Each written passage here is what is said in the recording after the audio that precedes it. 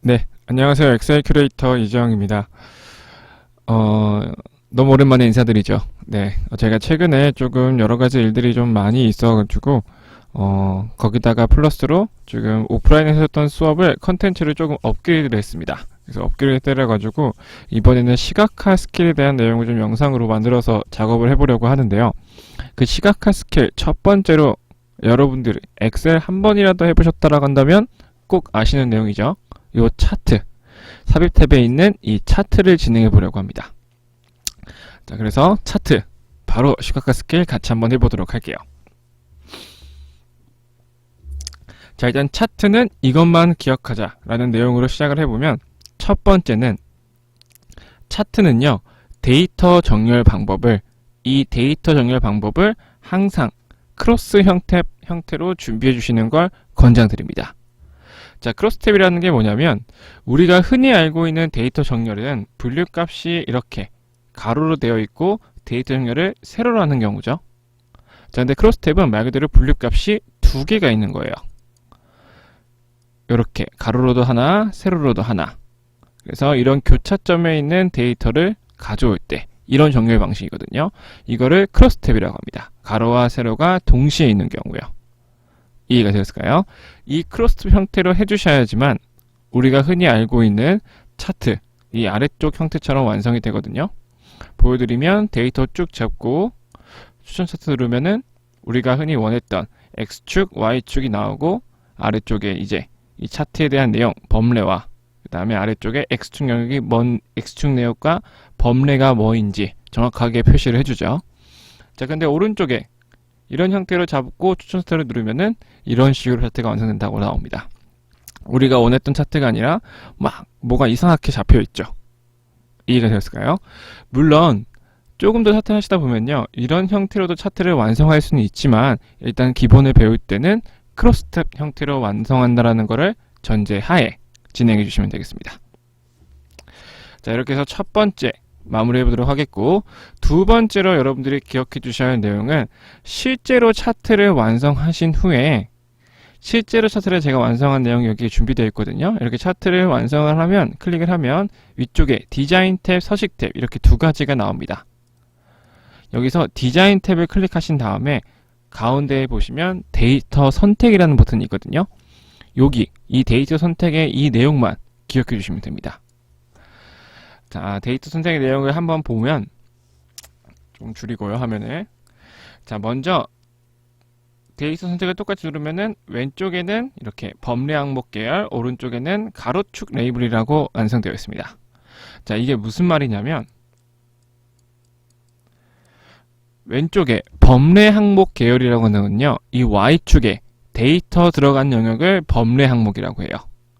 지금 보시면 여기 날짜가 5월 1일, 5월 2일, 5월 3일, 5월 4일, 5월 5일 이렇게 적혀 있죠.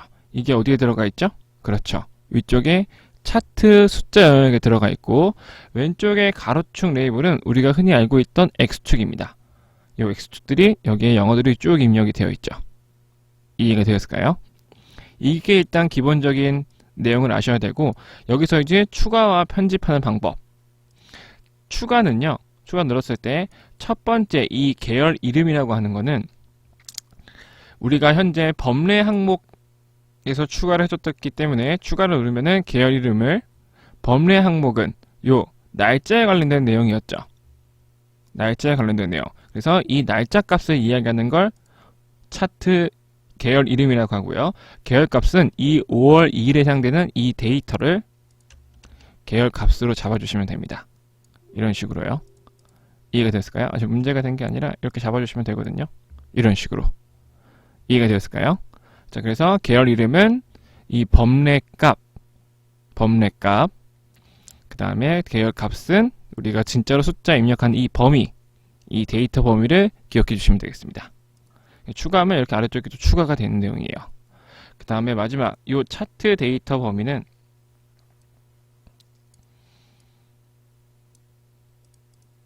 이 범위를 얘기하는 거예요.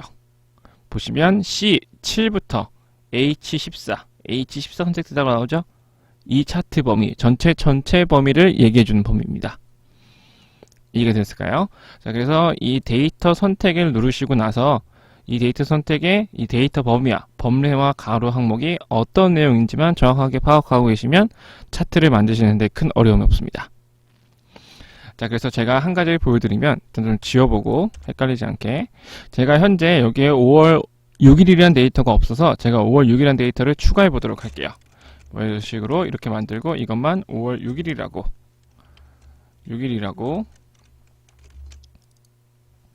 6일이라고 바꿔볼게요.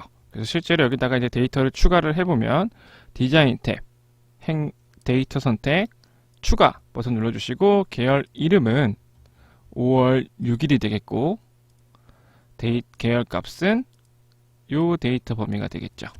그리고 확인을 누르면, 연속해서 확인까지 누르면은 이런 식으로 5월 6일이 바로 추가가 되죠. 이해가 됐을까요? 그래서 보시면 하나, 둘, 셋, 넷, 다섯, 6개 데이터가 입력되는 걸 확인하실 수가 있을 겁니다. 이해가 됐을까요? 차트 클릭하신 다음에 디자인 탭에 데이터 선택, 이 내용이 어떤 내용이지만 기억해 주시면 되겠습니다. 자, 그 다음에 세 번째로 차트를 클릭을 하면요 나오는 함수가 있거든요. 그게 시리즈란 함수입니다. 자, 그래서 먼저 보여드리면, 제가 차트 안에 있는 데이터란 선택을 하면 바로 시리즈란 함수가 뜨죠. 이 시리즈 함수, 인수가 어떤 내용을 갖고 있는지 파악하시는 것도 굉장히 우리가 차트 만드는 데 수월하거든요. 그래서 바로 보면, 자, 시리즈 함수는요 총 5개 인수까지 들어갈 수가 있는데 보통은 4개까지만 많이 표시가 되고 많이 넣습니다.